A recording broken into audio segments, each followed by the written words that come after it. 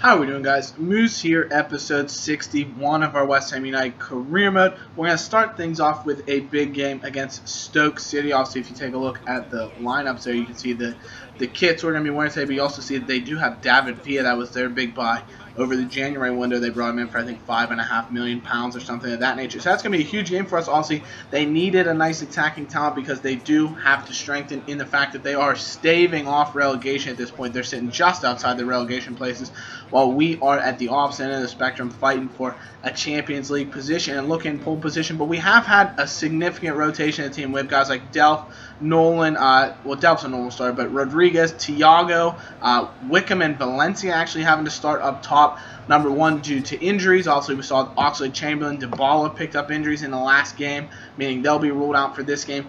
And we'll have to see. Oxlade-Chamberlain's definitely out for our matchup against Manchester City in the FA Cup Semifinal, which will take place in the next game, whereas Dybala is going to have a crisis to be fit. So we've had to really rotate the squad. We have a lot of our quote-unquote second-teamers in the team, and we'll have to try and do the business. Enter Valencia does get our best chance in the early going, puts the ball in the back of the net in the third minute, but unfortunately he's ruled just offsides.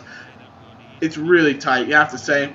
The linesman's in a position where you wonder, maybe he was right. I mean, it looked like a good call, but it's a really, really tight offsides, and it does result in us having a goal ruled out.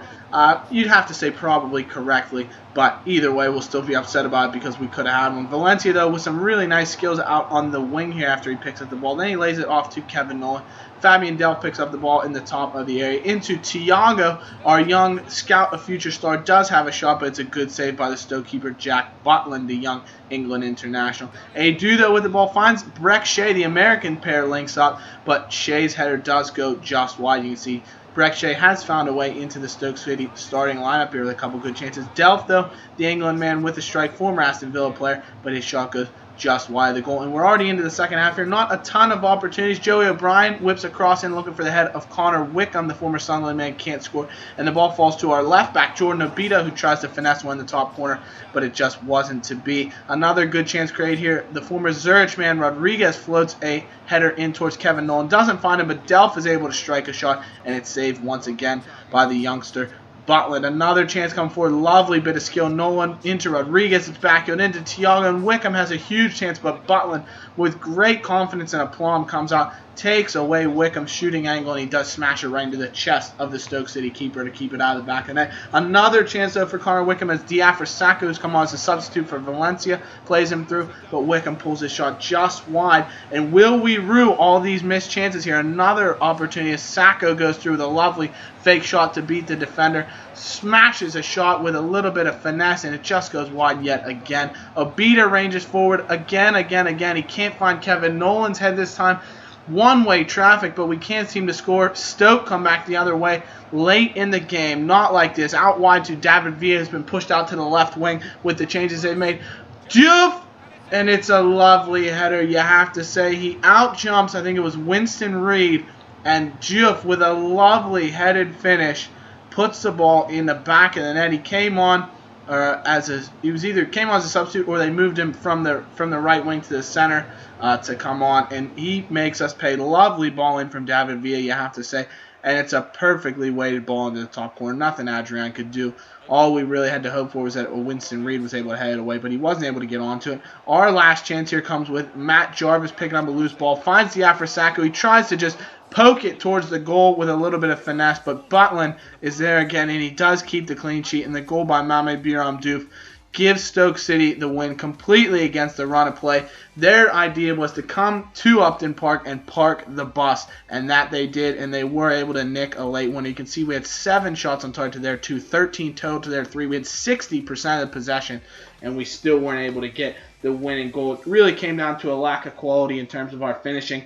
Our three-pointer, my man of the match, was actually Thiago Cairo, our young scout of future star, who I found plays really well in central midfield in a diamond. He's done very, very well, and he does get the 3 Moose Mighty Hammer points for us. Fabian Delph picks up 2, while Kevin Nolan will pick up 1 point. And we did try and motivate the boys because coming off a really shocked loss, we do head to Wembley, to the big stage, to take on Manchester City, who we've drawn in the semifinals. You can see the winner here will take on Southampton, who beat Hull City in the earlier semifinal. and that will be an absolutely massive matchup. And look at the lineup City come out with: Suarez, Jovetic, Yaya Toure, Navas, Silva, Joe Hart in goal, Company, Nastasic, Sanya, Clichy. A wonderful lineup, all talented players that we're going to have to contend with their 4-4-2.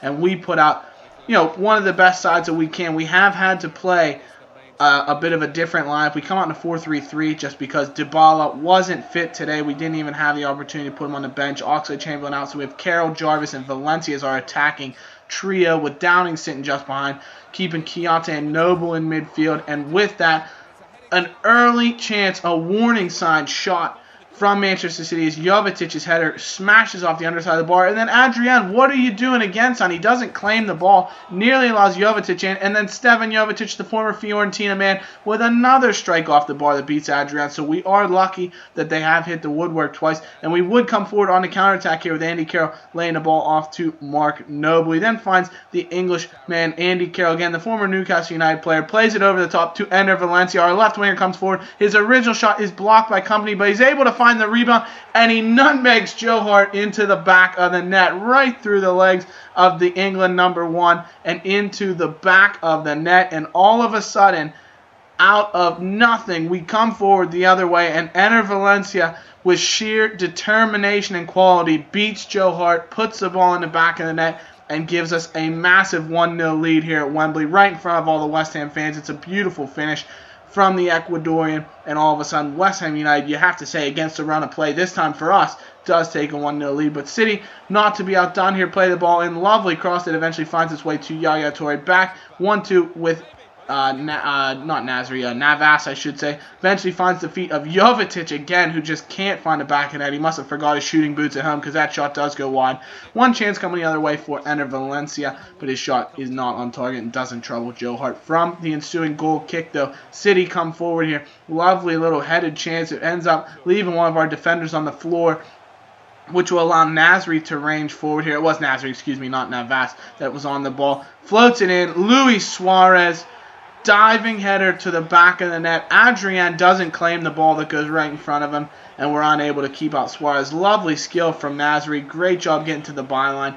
We do, I think that's Obita is beaten, and you have to say it's a bit of a mistake by the left back not picking up Luis Suarez, and Adrian doesn't claim that ball either. So a bit disappointing on both our left back and our goalkeeper's part. But Obita just months ago was playing for Reading in the Championship. Now he has to play against Manchester City in the FA Cup Semifinal. So forgive the lad if it's a bit of a change in stage for him, but I think he has the quality that he'll be able to step up in the future. Just disappointing that maybe this time he's not exactly ready for the stage. Jarvis with a lovely chance that is stopped. Andy Carroll then with another chance off of a beautiful sweeping passing move, but his shot is blocked and eventually smothered by Joe Hart. And Manchester City looking to come back against us here in the second half. David Silva nutmegs Nkulu into Stevan Jovetic. He does beat James Tompkins, and another flying header from Luis Suarez allows City to take a 2-1 lead.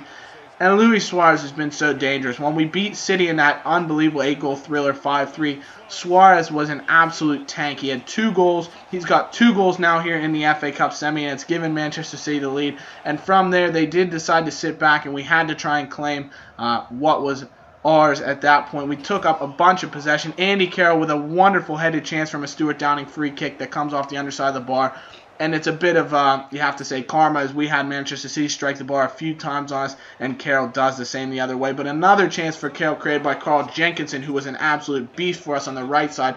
That's why City did have to create both of their goals from the left, beating Jordan Obita on headers both times. And we come late in the game looking just to create final opportunities. Jenkinson going to whip across in from the right side. He's done really well, just chips over the top. Carroll!